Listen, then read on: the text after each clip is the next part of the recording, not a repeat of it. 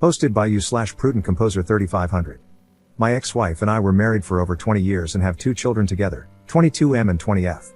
For most of my marriage, things were pretty balanced. We both shared housework and childcare responsibilities.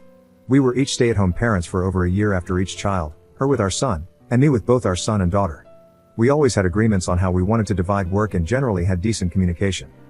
This changed when my oldest went to high school. My wife got a new job that was both very demanding on her time and required 50% travel.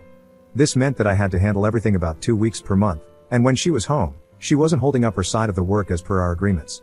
I did my best to be accommodating, and we worked through redistributing chores and housework a few times to better fit her schedule, but a lot of the work just kept falling to me. When the pandemic happened, things got worse, but I tried to just suck it up because I knew the lockdowns were temporary. Finally, when things opened back up, the situation continued to decline, and I asked to go to counseling. She missed a lot of our meetings and just didn't commit to it. At that point, I decided that I wanted a divorce. Unfortunately, it was a really tough time for the family. My son was preparing for college in person after his freshman year being remote, which was both a financial and logistical challenge. At the same time, my daughter was also struggling with depression, and I had become her main support person with my wife gone half the time. I made the decision to wait until my daughter was in a better mental state and our family was in a financially stable place before filing for divorce. I did my best to continue contributing and was essentially a single parent for 3 years. On a few occasions, I brought up counseling again, but my wife said, things were good and wouldn't go. We pretty much didn't have sex during that time, and there was one summer when she essentially moved to North Carolina for 6 weeks for work. She came home on some weekends. Last year, after my daughter started her sophomore year of college and was in a better place mentally and emotionally, I sold off some of my stock investments to create a trust for my kids to ensure their college was covered. Then I filed for divorce. At first, my wife was really angry, then she left to live in North Carolina again. When she came back 4 weeks later, she said she wanted to work through it, but I told her I had made the decision to leave years ago and wasn't interested. We eventually worked through mediation and had an amicable divorce. My kids live with me now and support me, but all of my in-laws and even most of my family, outside of my sister, think I'm the jerk. They believe I should have forced the issue more when we started counseling and either divorced earlier or made it clearer to my wife how important counseling was to me. They've called me selfish, and some of my in-laws are refusing to interact with my kids when they're at my house. For example, my daughter FaceTimed her grandmother once this summer, and she hung up once she saw that my daughter was at my house. They also created a bit of a scene at my son's graduation in the spring, refusing to acknowledge me and demanding that my son choose to celebrate with them or me rather than having dinner together as a group. I encouraged my son to go with them, and we had our own celebration later, but something happened at the dinner, and my son has been living with me and is now almost no contact with them. I honestly feel like I did what was best for my kids, but now it feels like their mom's family is punishing them, and I feel like a terrible father. I admit that it might have been more mature to address the issue head-on with my relationship with my ex, but I felt that it was about more than just the two of us. Frankly, I feel like my lack of backbone years ago has made this divorce worse for my kids, but I also believe that if I had to do it again, I would still prioritize my kids over my own feelings and make the same choice. Am I the jerk here? Edit. Holy crap, this blew up. First off, thanks to everyone who provided feedback and comments. I really felt terrible, and both the positive and negative comments helped me gain a little perspective on things. I've noticed a few comments come up multiple times, so I figure it's worth addressing them here before I move on. When my wife took the job, we were doing well financially, but the job still came with a big raise. I was making about $200K, and the job she took raised her salary from about $80K to $140K. That increase allowed us to go from simply saving for an emergency fund to having enough to pay for our kids' college outright. We both work in tech, but she works for a defense contractor, and some of the work needs to be done on site. Only one of the offices relevant to her work is near where we live. When we originally discussed the job, her plan was to work in the high travel role for a while and then try to transfer to a lower travel role based near us. She got promoted a few times, and staying near our home wasn't an option unless she took a significant pay and title cut.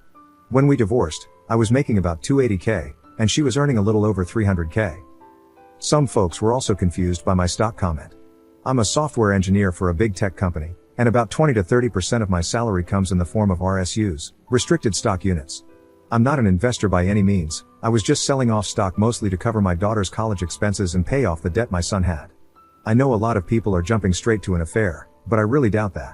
In school, my wife and I were the obnoxious kids who reminded the teacher about homework, and she's a massive introvert. Her working late in a hotel room is far more likely than her sleeping around or keeping some secret family. There's always a chance I'm wrong here, but I think this is more of a situation where Reddit sometimes assumes all divorces involve infidelity.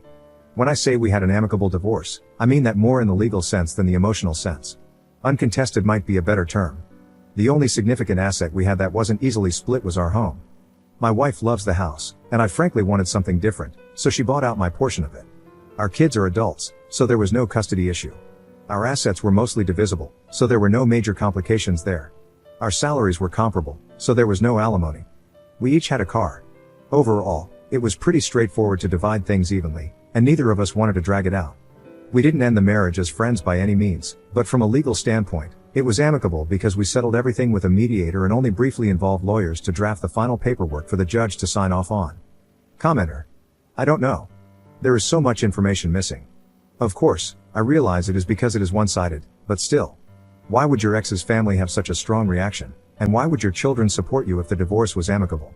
I mean, she is their mother, she hasn't cheated, she isn't abusive, and I am pretty sure her income provided for her children too. There's just so much missing information here. Ops response: I tried to clarify in the edit that the divorce was not really amicable in the emotional sense, but more in the legal sense. We went through a mediator rather than lawyers. I think my kids supported me largely for the same reasons I left the marriage. My wife hadn't really been a part of our family for years. It's not like she was coming home, refusing to help around the house, treating me like garbage, but then being a wonderful mother to the kids. Not cheating and not being abusive is below the bare minimum for a partner. She missed a lot of plays, concerts, and other special events for our kids. She didn't really keep up with the kids' interests, she didn't really know their friends, she just wasn't there much. She was never actively mean or abusive in any way, but she was also just kind of non-participatory.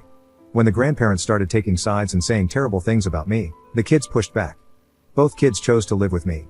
Update 4 months later. I'm still receiving comments and messages from time to time about that post, so I figured I would take a moment to provide an update. Quick summary of the original post: my wife became increasingly distant in our marriage, and I decided to get a divorce. However, I waited about 3 years to go through with it because I felt it was best for the kids. My kids chose to live with me and were generally on my side, but my in-laws and family were pretty upset with me. Things are going much better overall since the post. I received a lot of support but also quite a bit of criticism, which I took to heart. I've been making an effort to mend fences and work toward a more reasonable state of affairs. I don't expect my ex or her family to be friends with me, but I at least want us to be on good terms. My relationship with my parents and family has significantly improved, and this Christmas felt pretty much back to normal. My family is very conservative, especially when it comes to marriage. They believe the only reason for divorce is infidelity or abuse, but they've finally come to understand how bad things had become and have reluctantly accepted the situation.